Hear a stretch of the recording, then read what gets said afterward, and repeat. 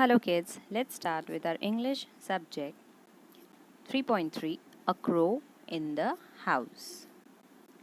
Let's begin.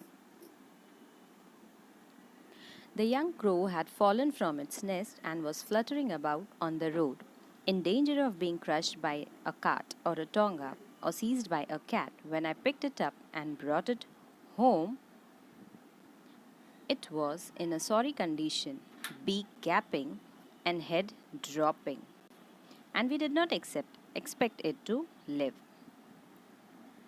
But grandfather and I did our best to bring it round. We fed it by prising its beak gently open with a pencil, pushing in a little bread and milk, and then removing the pencil to allow it to swallow. We varied this diet with occasional doses of grandmother's homemade plump wine, and as a result, the young crow was soon on the road of recovery. He was offered his freedom, but he did not take it. Instead, he made himself at home in the house. Grandmother, Aunt Mabel, and even some of grandfather's pets objected, but there was no way of getting rid of the bird. He took over the administration of the house. We were not sure that he was male, but we called him Caesar. Before long, Caesar was joining us at meal times. Besides finding his own grubs or beetles in the garden, he danced about on the dining table and gave us no peace until he had been given his small bowl of meat and soup and vegetables. He was always restless, fidgeting about, investigating things. He would hop across a table to empty an matchbox of its content, or rip the daily paper to shreds, or overturn a vase of flowers, or tug at the tail of one of the dogs. That crow will be the ruin of us, grumbled grandmother, picking marigolds off the carpet. Can't you keep him in a cage? We did keep trying Caesar in cage, but he was so angry and objected with such fierce cawing and flapping that it was better for our nerves and peace of mind to give him the run of the house. He did not show any inclination to join the other crows in the banyan tree. Grandfather said this was because he was really a jungle crow, a raven of sorts, and probably felt a little contemptuous of very ordinary carrion crows. But it seemed to me that Caesar, having grown used to living with humans on equal terms, had become snobbish and did not wish to mix with his own kind. He would even squabble with Harold and Hormel.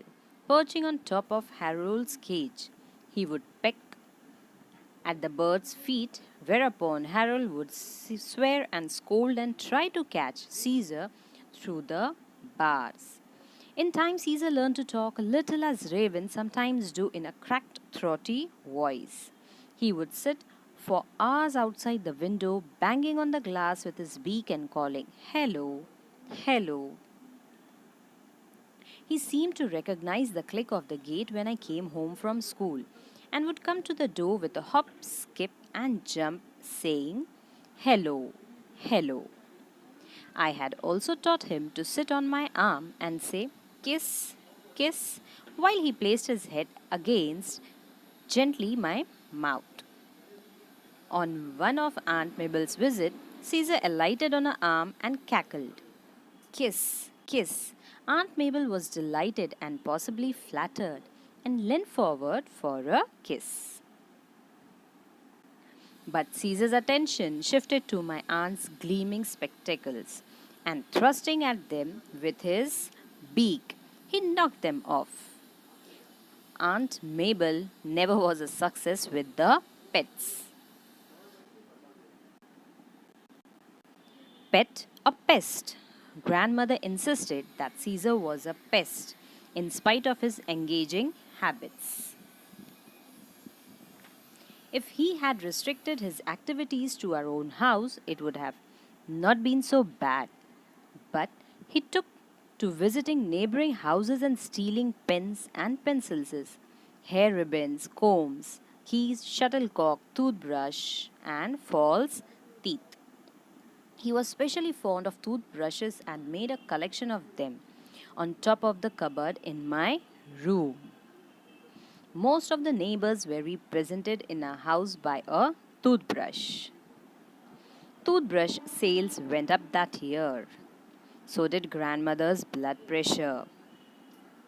Caesar spied on children going into the Banya's shop and often managed to snatch sweets from them as they came out. Clothes pegs fascinated him.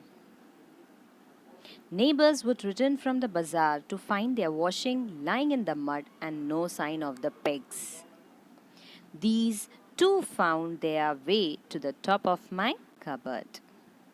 It was Caesar's gardening activities that finally led to disaster. He was helping himself to a neighbor's beans when a stick was flung at him, breaking his leg. I carried the unfortunate bird home, and grandfather and I washed and bandaged his leg as best as we could.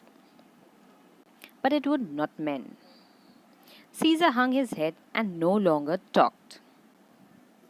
He grew weaker day by day, refusing to eat. An occasional sip of grandmother's homemade wine was all that kept him going.